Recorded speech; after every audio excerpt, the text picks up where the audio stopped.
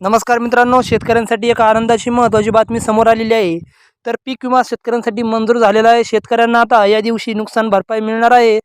तर 2023 मध्ये काही पिकांचे मोठ्या प्रमाणात नुकसान झाले होते, त्या ठिकाणी आता त्या शेतकऱ्यांना विमा मंजूर झालेला आहे। लवकरात लवकर त्या ज्या योजनेत ते शेतकरी बसणार आहेत त्यांनाच आता पीक विमा वाटप होणार आहे। तर मित्रांनो, हा पीक विमा यासाठी कोणते शेतकरी पात्र आहेत आणि हा कोणत्या दिवशी जमा होणार आणि किती शेतकऱ्यांना जमा होणार त्याचीच माहिती आपण आजच्या व्हिडिओच्या माध्यमातून जाणून घेणार आहोत।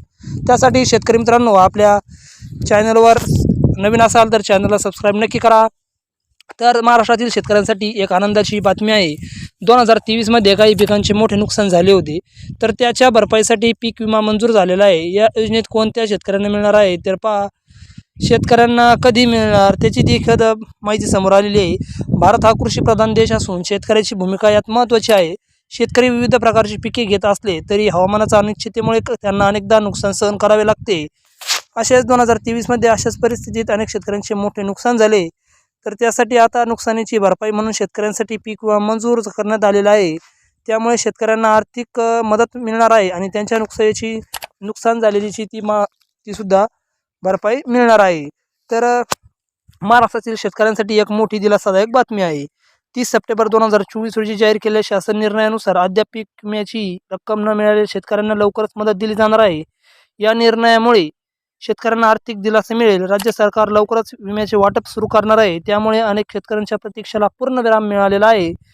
तर गेल्या वर्षी नाशिक, अहिल्यानगर, सातारा, सोलापूर, कोल्हापूर, जळगाव अशा जिल्ह्यातील शेतकऱ्यांना मोठे नुकसान सहन करावे लागले होते।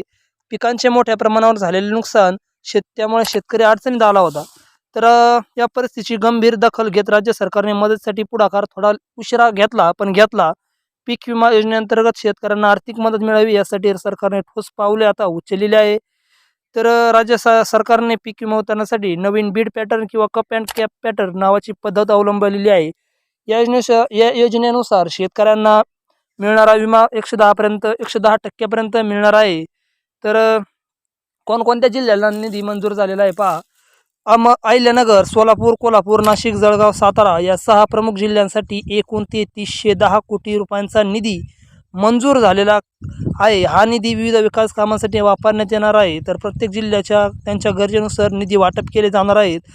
त्यामध्ये पायाभूत सुविधा, सिंचन, रस्ते आणि इतर महत्त्वाच्या कामांना त्या ठिकाणी आहे। तर पीक विम्यासाठी विमा कंपन्याकडून 110% भरपाई मिळणार आहे, म्हणून 1390 कोटी रुपये वितरित केले जात आहे। त्याचबरोबर 110% पेक्षा जास्त भरपाईसाठी राज्य सरकारकडून 1930 कोटी रुपये अतिरिक्त निधी देण्यात येणार आहे।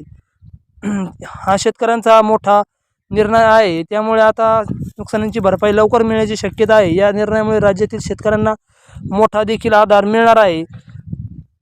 तर आता अशी बातमी ही महत्त्वाची शेतकऱ्यांसाठी समोर आलेली आहे।